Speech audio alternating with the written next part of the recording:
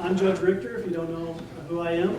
I want to first start by giving out a few thank yous. For part of this Law Day event, we also do a luncheon for employees of the criminal justice system and the courthouse, so I had some people help out with that. I want to thank them. Deb Zinner, actually, even though she's retired, we were able to bring her off the bench to help with the meet, so thank you for that. My first statement today is actually going to be in compliance with what we're celebrating here, the rule of law. I want to give you a disclaimer. I organized this event. I'm a judge here in this county. And as a judge, the Code of Judicial Conduct does not allow me to endorse any candidate or political party. So this is not sponsored by a political party. There was no funds exchanged in any way for this event. I want to make sure that's clear to everyone. What we're here today is celebrate the law. It's Law Day is May 1st every year. The idea of Law Day was from President Dwight Eisenhower, who established the first Law Day in 1958 to mark the nation's commitment to law. And then a few years later, Congress issued a joint resolution designating May 1st as the official date to celebrate Law Day. Every president since then has issued a Law Day proclamation on May 1st to celebrate the nation's commitment to the rule of law. I want to thank you and congratulate you for being here as lifelong learners. The law is an ever-changing thing, and we need to keep up on the education of ourselves to comply with the law. Every year, the American Bar Association decides what the theme will be for Law Day. This year, they decided on the theme of free speech, free press, free society. In the United States and around the world, freedom of speech and the freedom of press are among the most important foundations of a free society. Free speech and free press are prominent topics in public discourse these days. It's impossible to imagine a free society without these individual liberties. However, current things that have occurred in society recently call those rights into question. We've had the murder and killing of Jamal Khashoggi, a Washington Post journalist. Just a couple weeks ago, in Northern Ireland, a journalist covering the troubles there was killed. We've also had a shooting in Maryland at the Capital Gazette there, at their press room. So with those things in mind, we decided to invite speakers. We invited speakers from both political parties. We've got a great speaker this year. I want to introduce him now. I think he would identify himself as a self-identified protector of journalists. I think that's fair to say. He is a member of the U.S. House of Representatives. He represents California's 15th District. He is a member of the House Intelligence Committee. Most relevant to today's discussions would be the fact that he's sponsoring new legislation in Congress. It's called the Journalist Protection Act. He'll talk about that legislation. It proposes to make it a federal crime to attack those engaged in reporting the news. Probably more important than all of that, though, is the fact that our speaker today is a native Iowan. He was born here near Algona, Iowa, in northwest Iowa. And I'm going to let him make some remarks here. I want to thank him for his time today. He will have a chance to answer some questions. The questions, I've had a chance to talk with my class at the University of Dubuque, criminal justice students there, and we've come up with some questions that he's been willing to answer. So we'll ask those at the end after he gives his remarks. With that, I want everyone to help me and give a warm welcome to our speaker, Congressman Eric Swalwell. Thank you.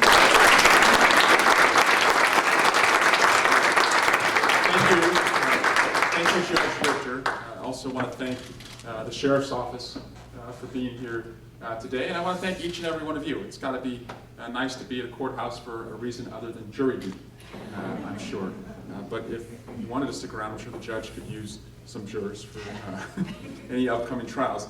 Before we get started, I also wanted to just extend my sympathies to the community of Davenport, not too far down the road on Highway 61. They're dealing with a pretty unseasonable flood and a breach of a levee, and they are in our prayers, and it's something that we must act expeditiously on to make sure that they get the relief that they need. but it is an honor to join you here in this beautiful courthouse. And as a former prosecutor, I have to tell you, I miss the courtroom a lot. Being in Congress for 7 years and contrasting that with, the certainty that you got in a courtroom. You could put everything into your case.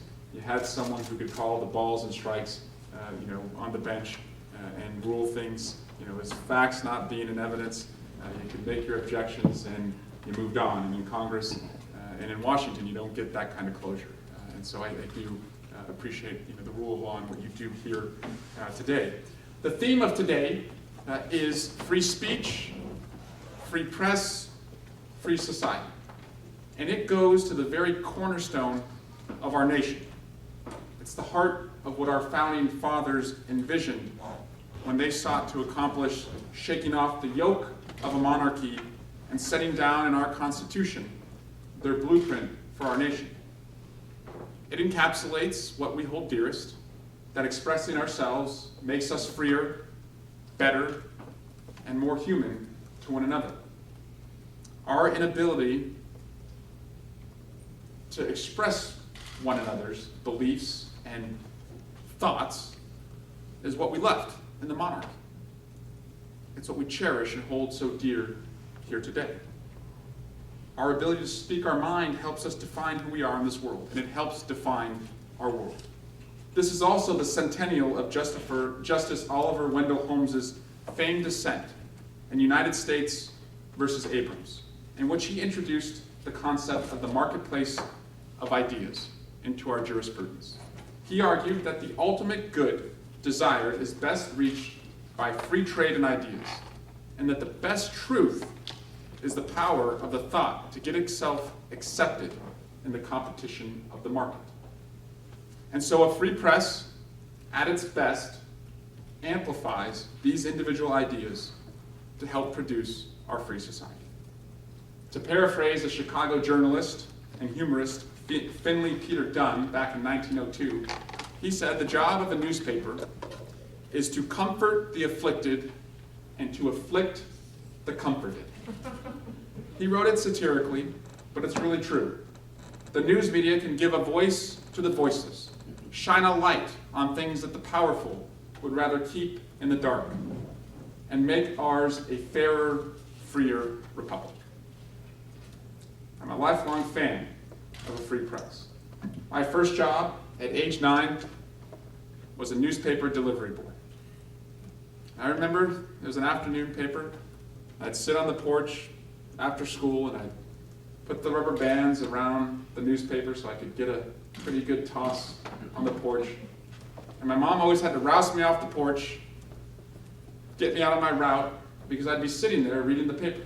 Because even at age 9, I just wanted to be in the know, to know what was happening in our community and to know what was happening in the world, as my parents discussed different events with themselves and their friends. At 5th grade, I ran for my elementary school student body president on the promise that I would bring a school newspaper to the campus. Now, after I won, my parents said, "Well, son, how the hell are you going to do this? I don't know how you're going to write or print this paper." So I had to use my one big Christmas gift that year to get a typewriter.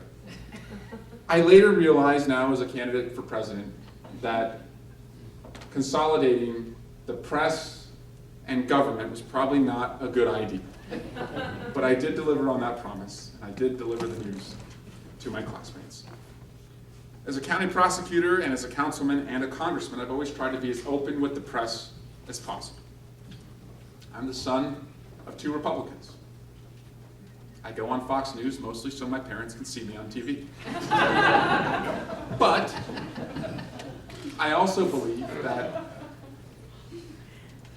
even as a former prosecutor, that I was best in the courtroom when I went up against the sharpest defense attorneys on the other side. I'd rather try a case against one of the best who would challenge me, my case, my evidence, than go up against somebody who didn't know what they were doing.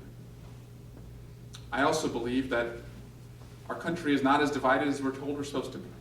And that going on Fox News allows me to reach out to people who may not agree with me but too often come up to me across the country and say, I don't agree with anything you say, but I respect that you went on that station and tried to talk.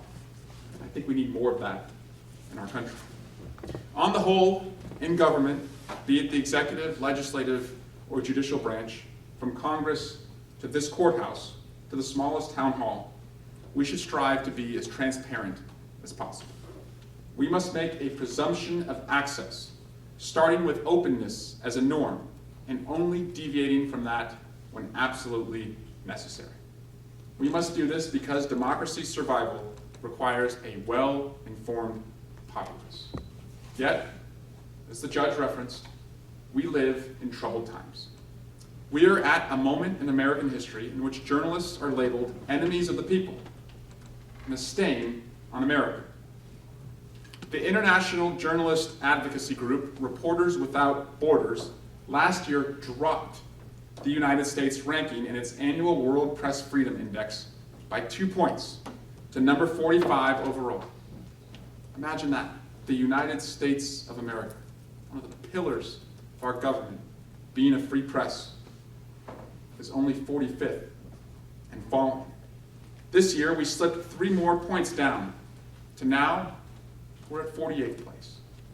Never before have U.S. journalists been subjected to so many death threats or turned so often to private security firms for protection, the group wrote. And I can just tell you, I have seen in just the last few years. Going into the U.S. Capitol, that is a pretty fortified building. But when I go to CNN or Fox News or MSNBC for an interview, the security there is starting to look exactly like the security at an airport or at the Capitol. Some Americans now agree that it's frankly disgusting the way the press is able to write whatever they want, and that it's acceptable to revoke access to individual credentials from journalists whose reporting identifies flaws in our government's policies, practices, or character. We hear that often. I'm sure King George III would agree. That's part of the reason we told him goodbye and good riddance almost 2 centuries ago. But instead of looking to the past, we should look to the future. We must bring our government back to the ideals of openness and access, and bring our fellow citizens back to the idea that knowledge is power, and that knowledge is freedom. Here's where we can start. Let's return to the tradition of daily White House press briefings. Americans should never have to wait to know what their president is up to. Let's make sure that there is at least one presidential press conference per month, a substantive, structured give and take, plus occasional gaggles and availabilities. Dropping a soundbite on your way to catch a helicopter is just not enough. Let's make public the White House's visitor logs and schedule in a timely, consistent way without having to be sued for them. And let's enact a law, as the judge referred to, like the Journalist Protection Act, which would make it a crime federally for anyone who would bring violence to a journalist just trying to do their jobs. Let's make sure every executive agency's Freedom of Information Act office is fully funded and staffed and complying with both the letter and the spirit of the law, and is working hard as it tries to wear down and eliminate the huge backlog of public information requests. And let's pass a federal shield law that creates a statutory privilege protecting journalists from having to reveal confidential sources, ensuring they can do their jobs without fear of imprisonment or intimidation. I was born in Sac City, Iowa, and then we moved to Algona. I spent my few years in Algona where my dad was a police chief. Today I call California home. California's legislature and voters elevated its shield law to their state constitution in 1980, inspired by a case in which 2 Fresno Bee reporters and 2 editors had been jailed for 15 days for refusing to turn over their confidential sources. One of those reporters was Bill Patterson. He passed away last fall at age 91. Bill, as it turns out, was born about 2.5 hours downriver from here in Burlington, and his first childhood job was selling newspapers. Past, present, and future. Our nation needed a free press when a young Bill Patterson was hawking those papers for a penny each down there in Burlington. We needed it when he went to jail to protect his source. We need it today as we stand at a crossroads for our nation's policies and character. And we'll need it for all the challenges we'll face and all the solutions that will have to come for the future. Our technology will continue to grow by leaps and bounds, pushing us deeper into the information age. But an unscrupulous few would have it become the disinformation age, using our new interconnectedness to sow lies and discord. Yes, I'm talking about fake news. It does exist, though the term is often abused by the very same folks who are actually responsible for creating it. There's no denying that some get satisfaction or realize their ulterior motives by purposefully twisting our view of what's happening in the world. Some are just shallow trolls who enjoy baiting and fooling others. Sometimes I choose to respond to them on Twitter, and I really, really regret it when I do. Some just see it as lucrative clickbait, a dishonest way to make a comfortable living. And some, more and more so, are agents of foreign adversaries who seek to destabilize our democratic institutions. But giving in to the temptation to enact onerous government controls on free speech and the free press is exactly what these foreign adversaries desire. Their own populaces don't enjoy these freedoms, but they envy ours. And their yearning for freedom is a destabilizing force for despots. If you think about the irony of a country like Russia, who imprisons its journalists, imprisons its people for their free ideas, their free speech, and their hope for a free market, and then look at what they funded in the 2016 election to use social media as a weapon, expose the vulnerabilities of our free speech so we turn ourselves against each other. They benefited by using against us something that they were completely unwilling to give to their own people. They would have us betray our own freedoms so that we can no longer be a beacon to the world. We would be destabilizing our own democratic institutions if we ever suited their agenda.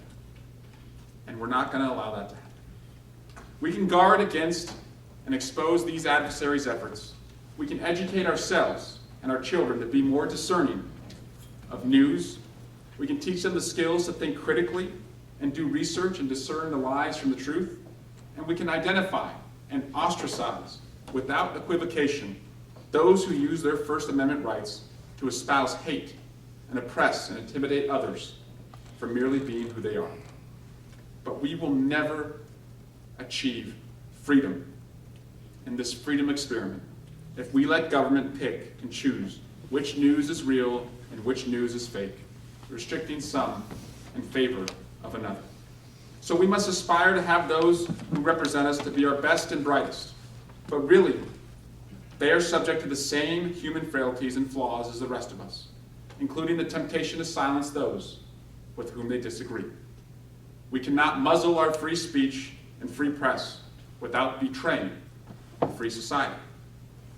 A free press is not perfect. It never has been.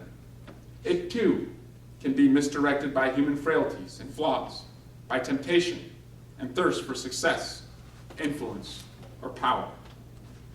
But ultimately, it's just what we need. James Madison once wrote, "To the press alone, checkered as it is with abuses, the world is indebted for all the triumphs which have been gained by reason and humanity over error and oppression." So we will lead by example, with openness and access. I lead by example from what the press exposed when my father was a young police chief in Kossuth County. He had come to town, about 32 years old, brought the 911 system to Algona, Iowa, created a Mothers Against Drunk Driving organization and the Boys and Girls Club in the community, but also ran up against corruption that was running rampant among the mayor and city council. It reached its peak, of all things, over parking tickets. It was the Kossuth County Fair.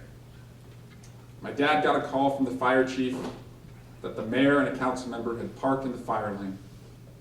And he asked my dad what he should do. I know what my dad was going to say. I lived with those rules my whole life. He said, no one's above the law.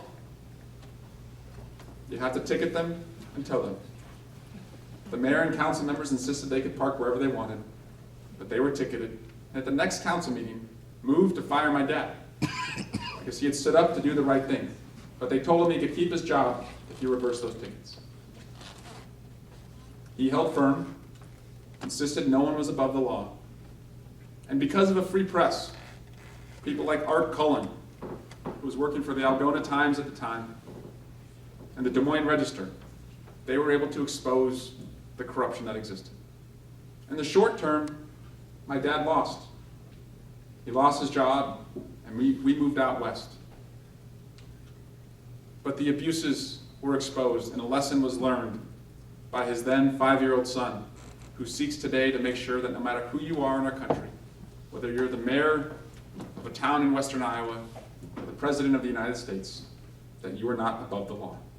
And we count on a free press to always be there to make sure that's true.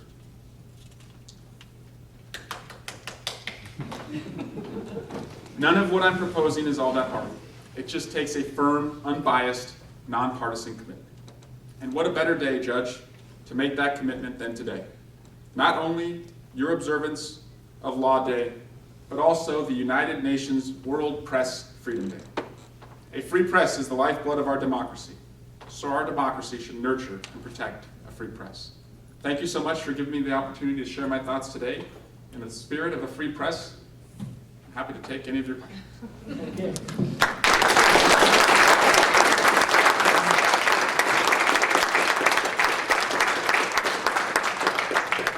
So I have to warn you that my introduction to criminal law class is a really smart group, so they got some tough questions for you. The first question is, with this new legislation that you're proposing, how do you strike the balance between the free speech rights of people who maybe do want to criticize a certain news organization in the right to gather the news without any encumbrances? Yeah, it's a great question. And so the Journalist Protection Act seeks to make sure that in every corner of America, the right of a free press is protected, and that anyone who would infringe on that right by using violence would be held accountable. Now you may ask, and the judge may ask, well, Dubuque County already has laws on the books that make it a crime to commit battery against any person, even including a journalist, so why do you need this law? That's a good question. However, we have seen escalating attacks on journalists across America.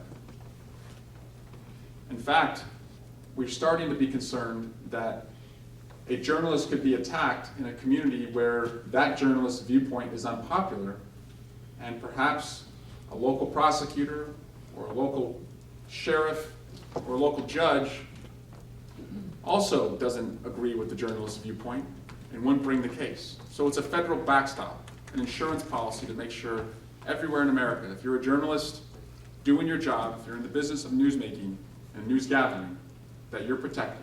And if you're abused while doing that job, and the local authorities won't bring the case forward, that you now have a federal backstop, that a U.S. attorney could enforce that right for you.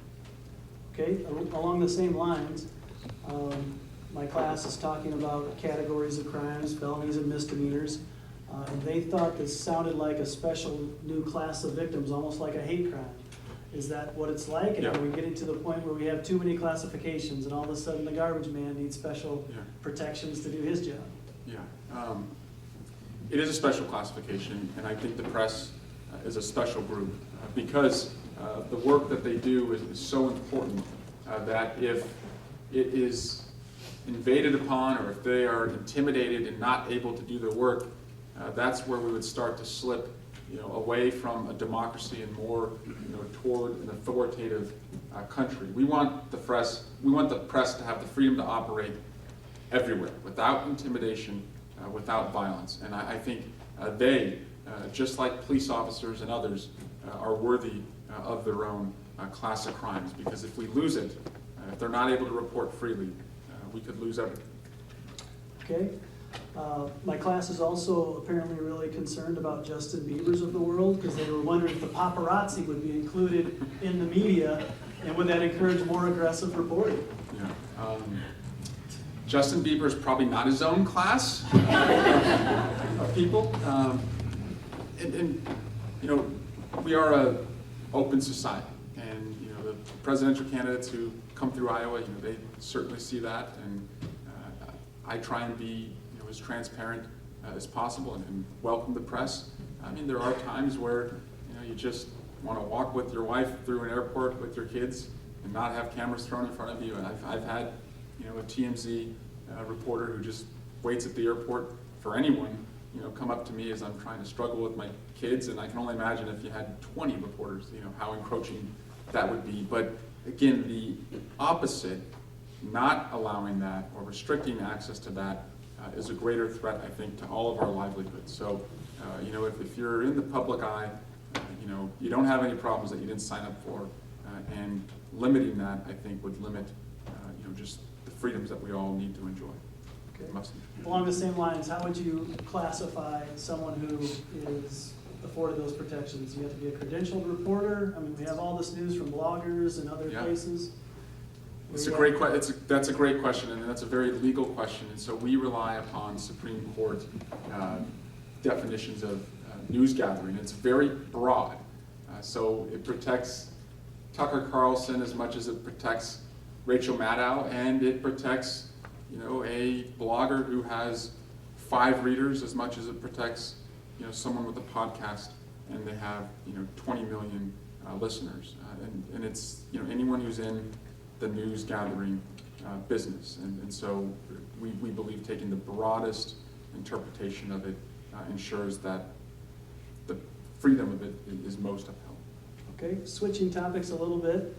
The news is now gathered and disseminated, and most people get their news from Facebook and Twitter nowadays.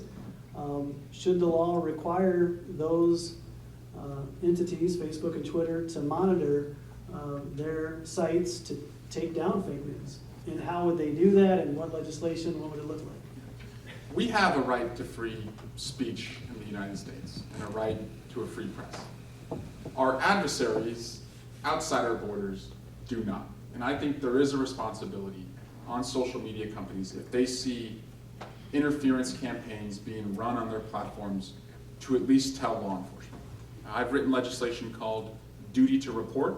It says that if you are a candidate's family member, or a campaign aide, and during your campaign you receive dirt on your opponent from an agent of a foreign power, you have to tell the FBI.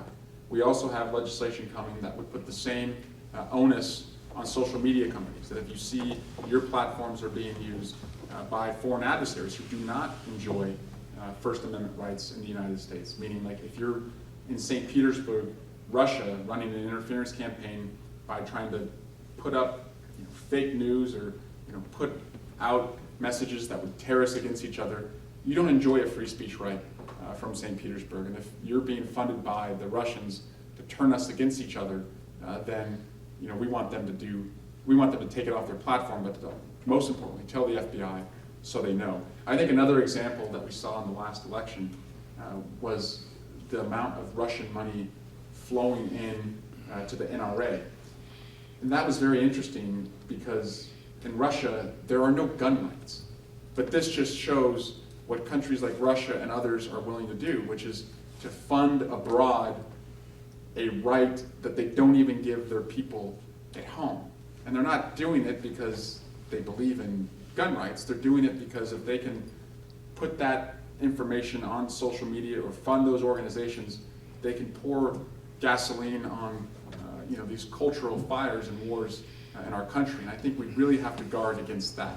But when it comes from within, and you know, someone posts something on their Facebook that isn't necessarily true, I don't want Facebook or the government patrolling that. I just hope that we can create an environment through the education of our kids and the awareness that we have just of what's going on out there, that we can identify it as not being true. Because, you know, the thought police, I think, is also that would be going in the wrong direction. Okay. Last question. You mentioned this a little bit, that you appear often on Fox News, MSNBC, and CNN. When you're on those shows, on one side or the other, do you feel like you get softball questions from one side and more difficult questions from the other? You know, I honestly don't. I feel like if I'm on Fox News, you're certainly going to have your answers probably jumped over. You know, it's harder to finish your answer without them interrupting and trying to pick apart something. And again, that's fine, but I can take that. That's my job, and I think it's good for me. I think it sharpens my arguments. It allows me to understand, you know, what different perspectives are, but it shows respect, you know, to a viewership who may think that, you know, Democrats aren't willing to engage in their forum, and I want them to see that I am willing to engage. I am willing to speak to them. We may not agree on everything, but I certainly respect, you know, your right to hear from leaders in your country. Okay, thank you. Another round of applause for that.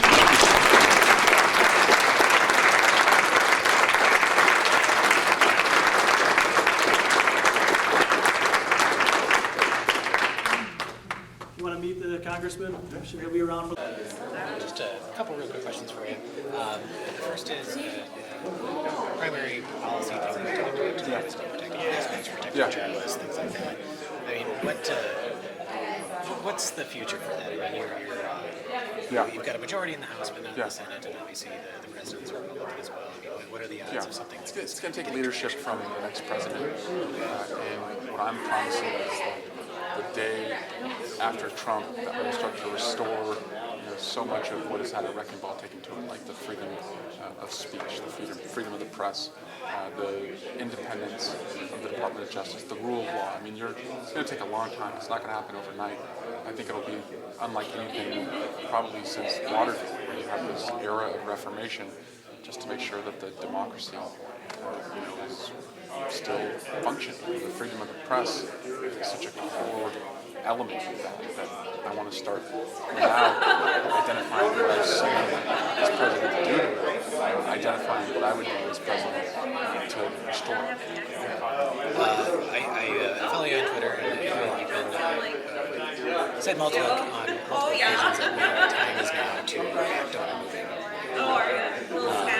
I just wanted to kind of get your thoughts. I mean, is that something that is? I mean, what can you do to get that process moving forward? And is it just William Barr? Is this... Well, he's in the way. He's in the way of you know, the evidence that we need, you know, to hold the president accountable and protect the country from future interference attack. And he's chosen to act as the president's, you know, defense lawyer rather than, you know, America's attorney general. And so, what do you do when he doesn't honor subpoenas, doesn't show up to Congress, doesn't tell the truth under oath? Well, there's nothing else he can do other than seek to remove him. That's what I think needs to be done.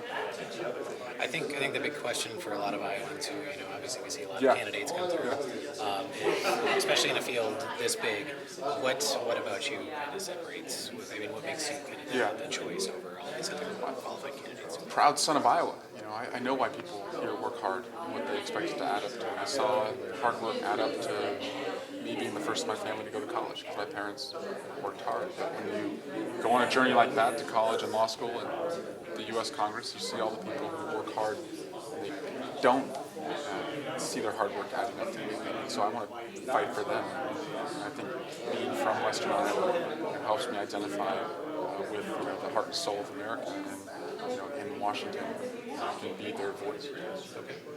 That's all I have. Thank you. Nice to see you. Congressman. All right, nice to see you again. A couple of questions. Yeah, you want me to look straight into the camera, or you want me to look at you? Oh, just look at me. That's Okay. fine. We're just having a conversation. 2 or 3 questions. One, Julian Assange. Yeah. Our government has a grand jury indictment that has been released, and I wonder what are your thoughts. Some say that you know, he exposed secrets that he shouldn't have. Others say he exposed crimes of our government. Yeah. Yeah, you know, I don't know enough about what's behind the case, but if what the government alleges, which is he crossed the line between being a reporter and into, you know, enabling, you know, a U.S. government official to steal secrets, then, you know, that is a crime. You know, if those secrets are put, at the, foot of if those secrets are put at the feet of a reporter, they're allowed to report on them. They're not allowed to also, pick the lock to steal those secrets. And so there is a line in our country. And if he crossed that line, he should be held accountable. Again, I don't know enough about the case. I don't think any of us know enough about the case yet. But if he did cross that line, he needs to be held accountable. I think, we also need to understand what he did, with the Russians, because the U.S. intelligence community assesses that WikiLeaks was releasing, Russian-hacked materials. All right, another question. The United States, admittedly, contributes to other countries' information streams, and we call that interference when it's done to us. So what do you call what the United States does abroad in terms of trying to persuade people and undermine leadership that we don't like and so on? What I'll say is someone who's been on the Intelligence Committee for the last going on 5 years and someone who is running for president. As president, I will never allow us to interfere in another democracy's election. I will not allow that to happen, and I acknowledge that decades ago, whether it was in Iran or Central America, there were abuses that were exposed, and we should learn from those abuses and not repeat those abuses. And if we're offended by what Russia did, and I am, we shouldn't do that to anyone else. Okay. But you acknowledge that we are at present interfering in other people's elections. I can just tell you what I will do as president, which is I will not interfere in any elections. I can't acknowledge yes or no to what you're saying. Well, having been on the Intelligence Committee, are you aware of countries other than Russia seeking to interfere in our public life or in our elections?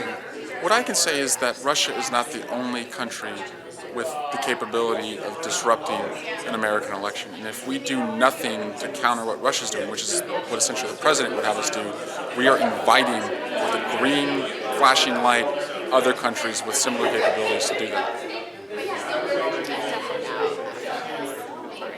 Okay. All right. Thank you, Congressman. Yeah. Hey, Robin. Thank you. Look forward to seeing you on the trail.